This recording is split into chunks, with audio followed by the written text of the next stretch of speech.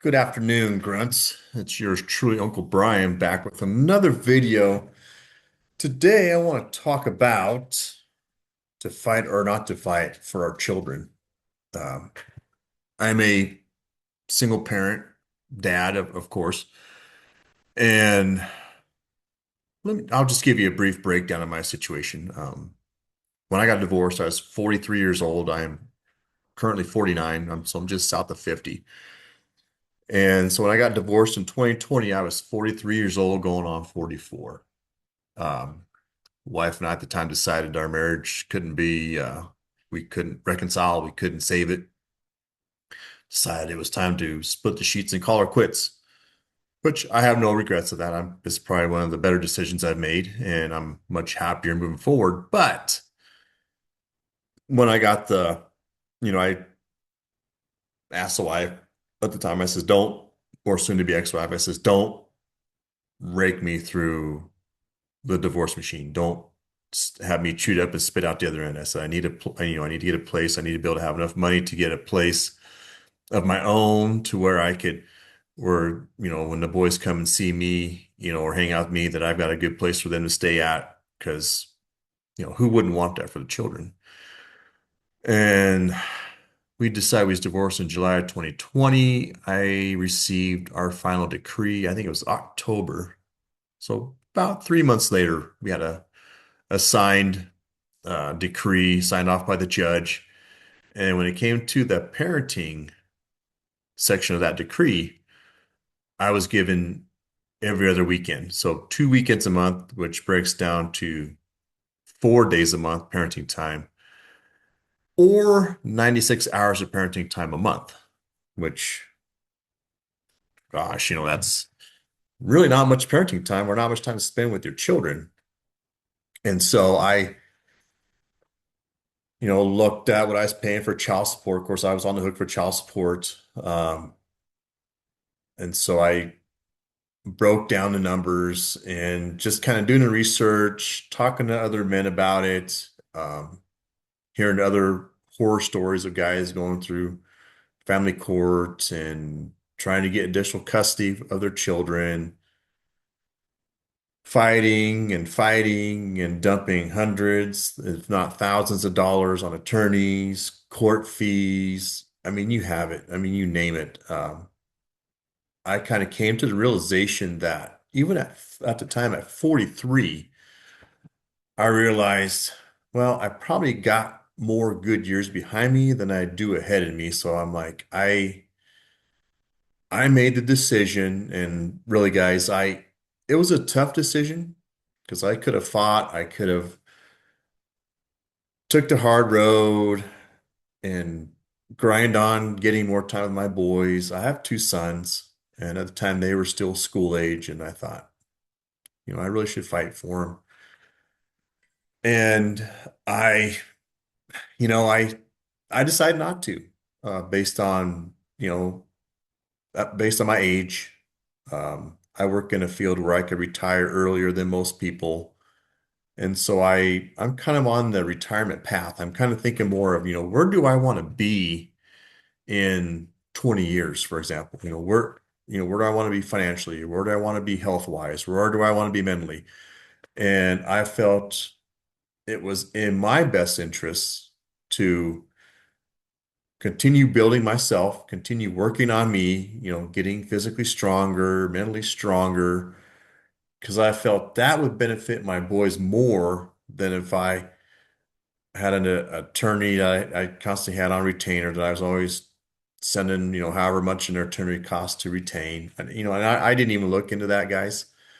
Um, and I probably should have because information, all it costs you is time, and a lot of attorneys do free consultations. But the reality for me was I didn't have the money to hire an attorney to fight.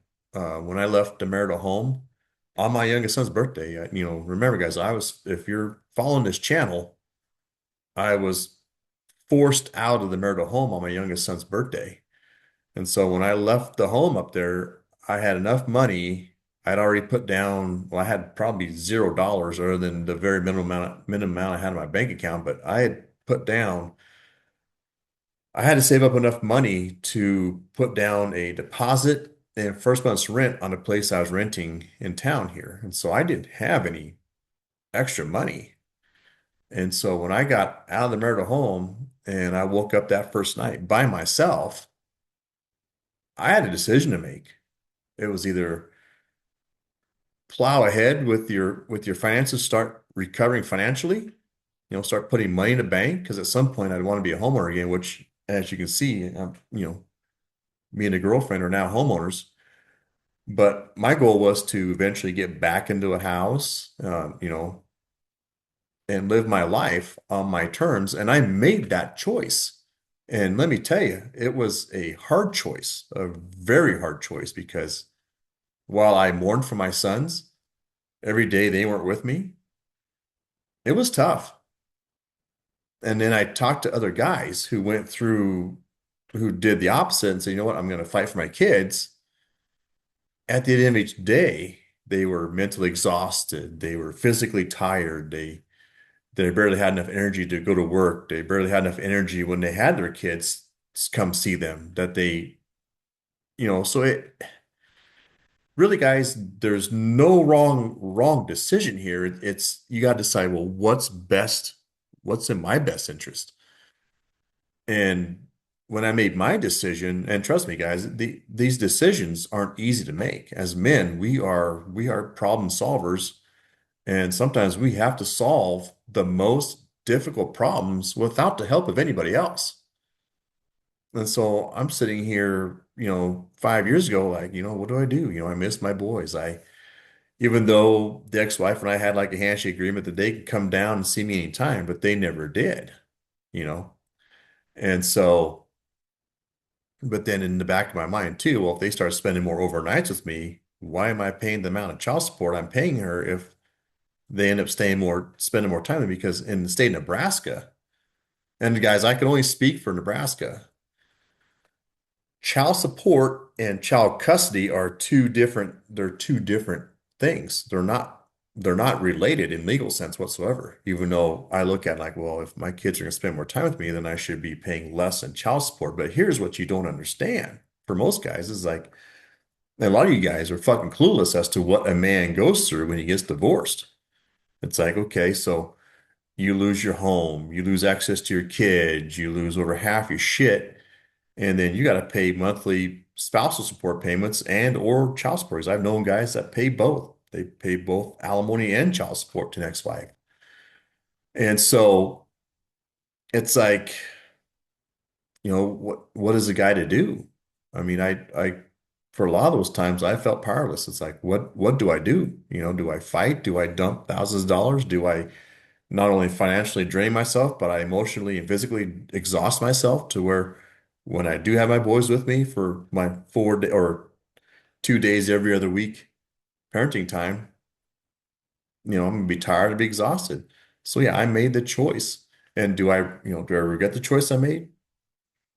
Sometimes, sometimes I do. It's like, well, because I've had some tragedy happen here kind of recently, and it's really made me think in my past decisions. It's like, well, if I'd have done this, maybe that things would have been different. I don't know. I mean, I really don't know.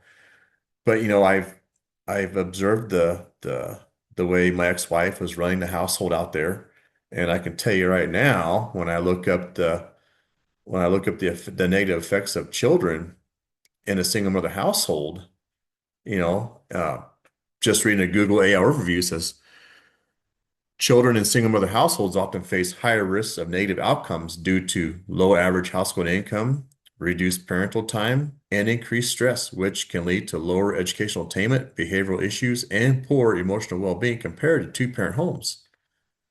These risks are frequently driven by economic instability and the lack of a second caregiver rather than the family structure alone. That's what I had to face. My risk alone was if I was going to go fight for my children, go head to head with the family court system, I was putting myself into an economic instability where I chose paying my rent and bills over funding an attorney that may or may not even win my case.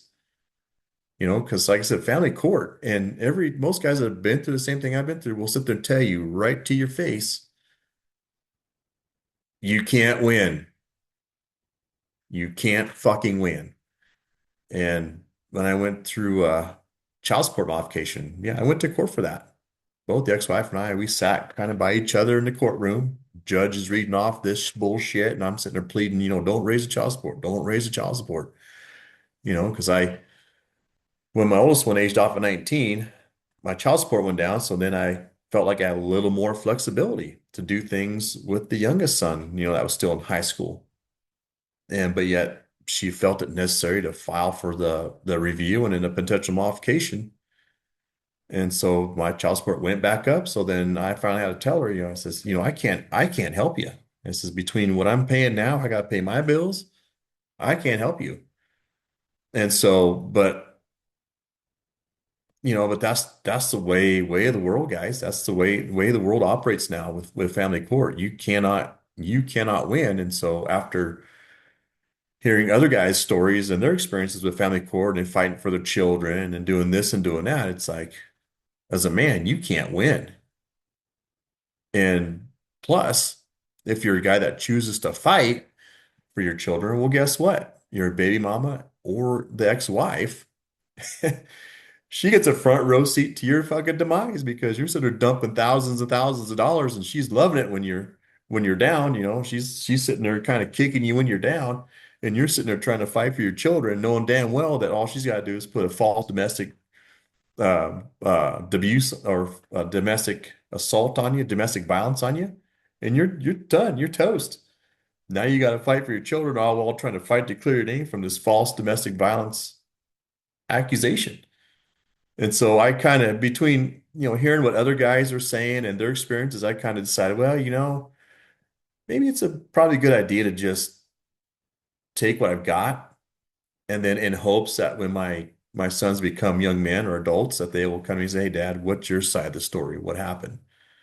And so what I've done, I've made a copy of my divorce decree. I made two copies, one for each of my sons, that when they get out on their own, they'll either ask me or I can say, well, here's a copy for you and a copy for you, and you can read that decree, look over it. If you have any questions, by all means ask, because as a father, I do not want my sons going through the same thing I went through. I don't wish that on any young man. None. I don't even wish that on any man, period. But guys go through this shit on the daily.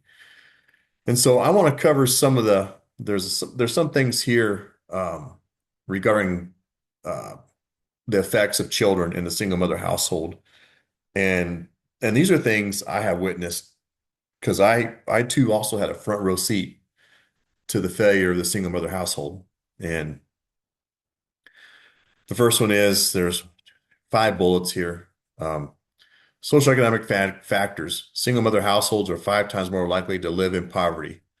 Yeah, so when my wife and I got divorced, she lost my income as part of the household income. And I was the breadwinner.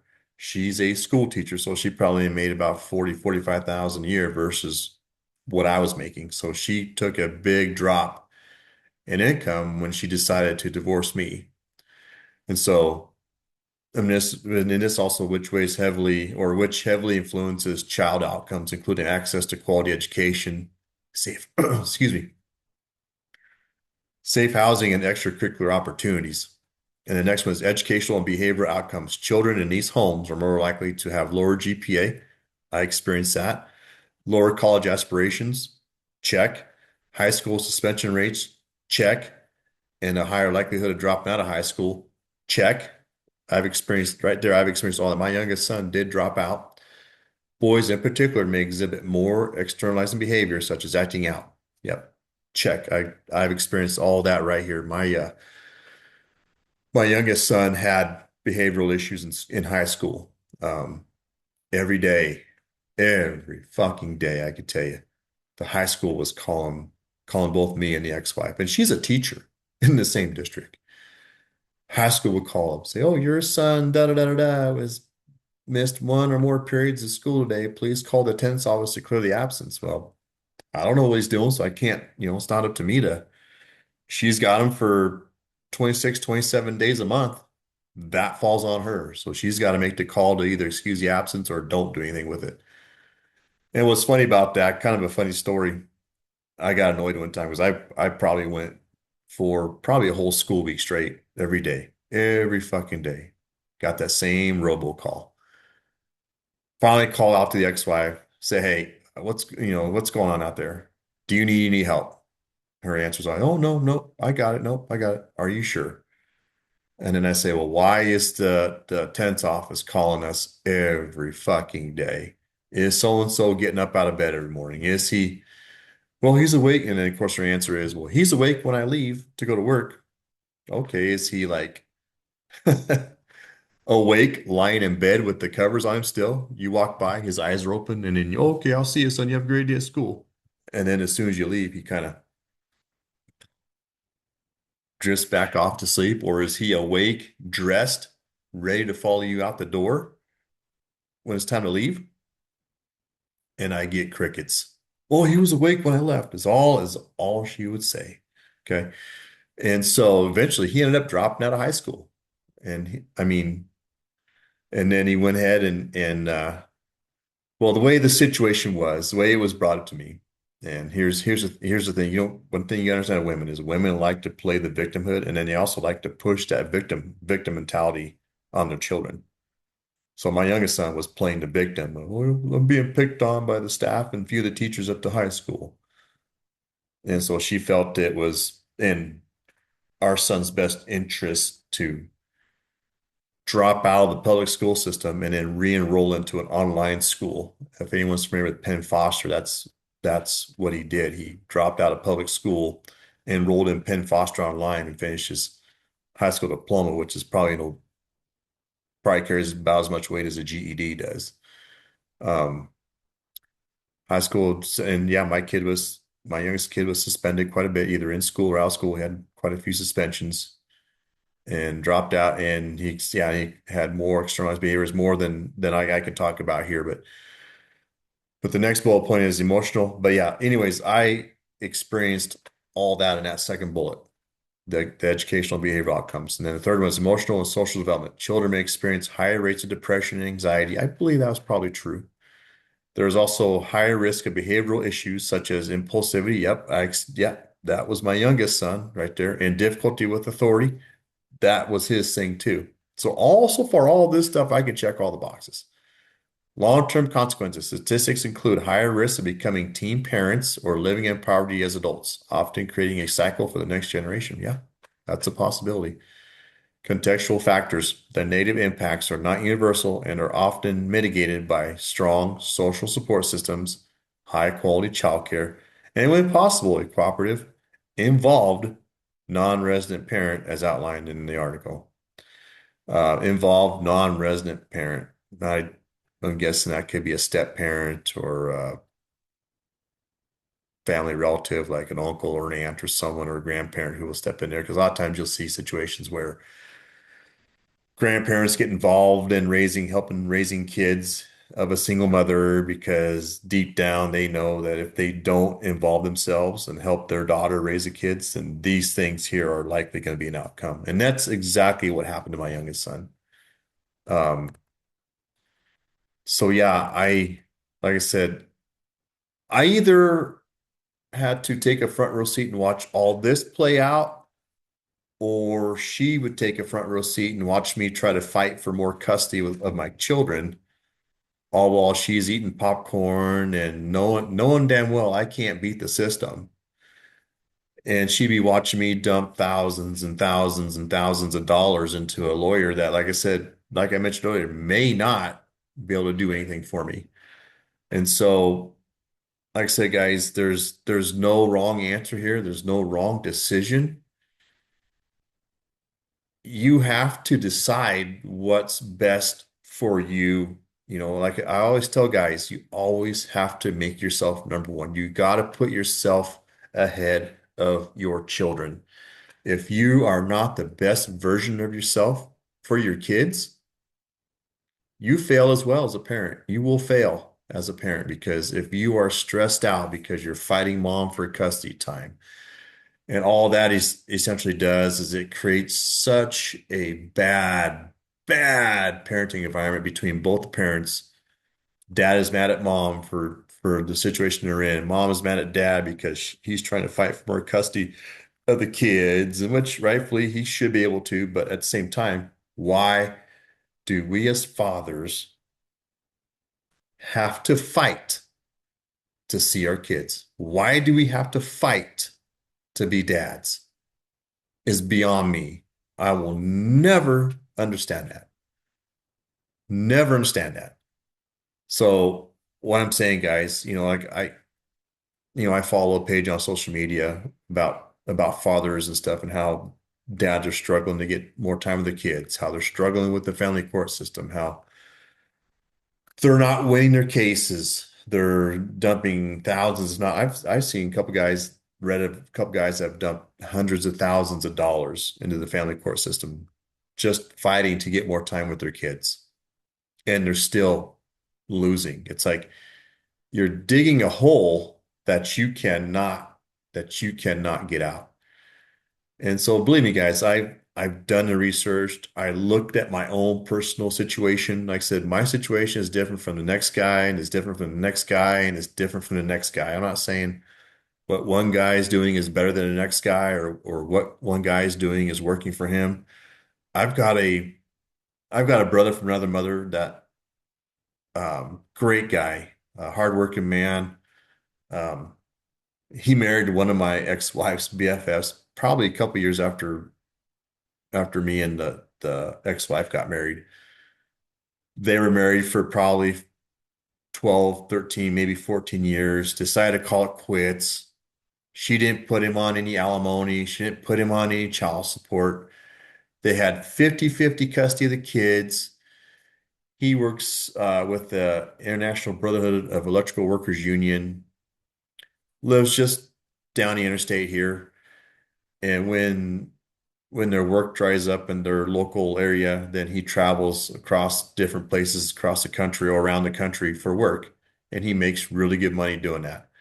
But there's times that I'll see him on social media posting pictures of him and the kids. He's working somewhere out in Georgia, and he flies the kids out there for a weekend and hangs out with them and then sends them back. And then when he gets done with that job there, he may fly uh, Arizona somewhere. And then if he's there for any length of time, then he'll fly his kids out there for 3 or 4 days, and they hang out there in the summertime, and then he flies them back. I mean, like I said, everybody's situation is different. Not every guy gets fucked by the system. There are a small percentage of men like my brother from another mother that actually get a good arrangement, I would say a perfect arrangement with their children, to where there's no fighting, no bickering amongst mom and dad. Mom pays for the kids on her time. Dad pays for the kids on his time. There's no transfer of wealth or resources from one parent to the other, like I went through, and like many guys, millions of guys ahead of me will have done, and millions of guys behind me, the guys that are up and coming will be doing the same fucking thing. That's why I tell guys, you need to vet for your wife or vet for the mother of your children. You need to vet for her properly. You need to look for the red flags. Because if you marry or have children with the wrong woman, that will fuck you up for life. And like I said, my divorce wasn't horrible, but if I would have done it all over again, I would have wanted a better outcome for custody of my children. But in the state of Nebraska, the default custody for dads is every other weekend.